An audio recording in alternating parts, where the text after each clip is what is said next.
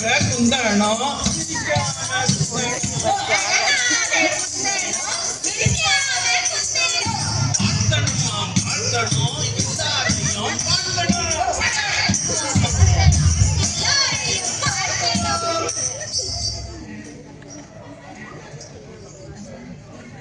ஆமா, நம் வியாகரனை ஆலய முதல் திருவிழா நிகழ்வினை காண வந்திருக்கும் அனைவருக்கும் மீண்டும் நல்வாழ்த்துக்கள். எல்லோருக்கும் முதலில் வணக்கம் சொல்லியாச்சு, வாழ்த்தும் சொல்லியாச்சு. நாம எதற்காக வந்திருக்கோம்னு சொல்லுங்க தலைவரே. அடசரிக்கு மூளை நமது அன்பிய பாதுகாவலி புனித அன்னை தெரசாவின் வாழ்க்கை பற்றி கேக்குதா இல்லையா? சுருக்கமாக வில்லிசை பாட வந்திருக்கிறோம்.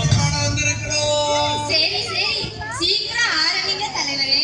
தந்தனத்தம் என்று சொல்லியே வில்லிசை பாட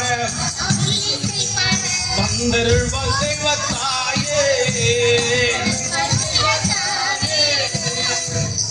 நல்ல மனங்களிடை மாதர் செய்தி சொல்ல,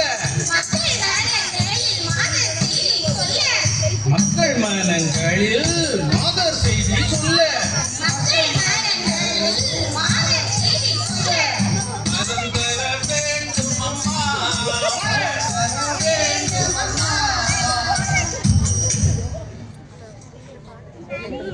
நம் புனிதையின் வாழ்க்கை பற்றி சொல்லுங்க தலைவரே.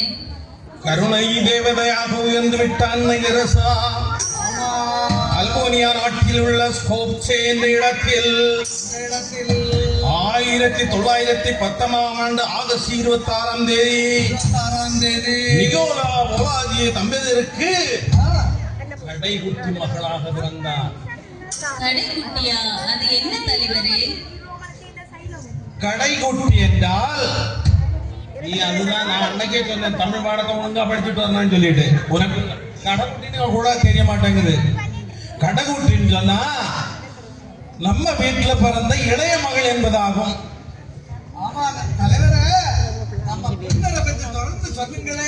அதுக்கு முன்னால உனக்கு ஒரு விஷயம் தெரியல. புனிதருக்கு பேரு முன்னால என்ன இருந்துன்னு சொல்லிட்டு அந்த கடைக்குட்டிக்கு பேர் என்ன இருந்துன்னு கேட்க முடியுதா? அதுதான் சொல்றேன்.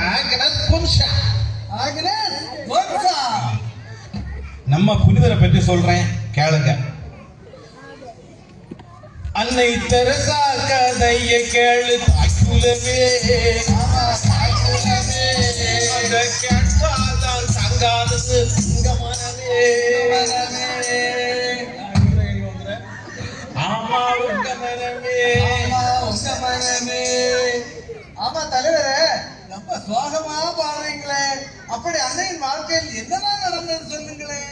மகிழ்ச்சியோடு வாழ்ந்த புனிதையின் குடும்பத்தில் ஒரு சோகம் ஏற்பட்டது.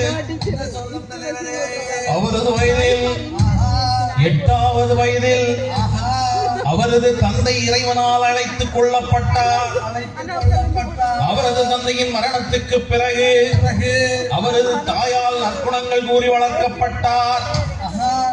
அது மட்டுமா, படிப்பில் திறமையாகவும் நகைச்சுவை உணர்வில் அனைவரையும் ஈர்ப்பவராகவும் தனது இளமை பருவத்தில் கிறிஸ்தவ மறைபணியாளர்களாகவும் அவர்களது சேவைகளாலும் ஈர்க்கப்பட்டு தனது 12ஆம் வயதில் சமூக சேவையில் ஈடுபட்டார். அப்படியா?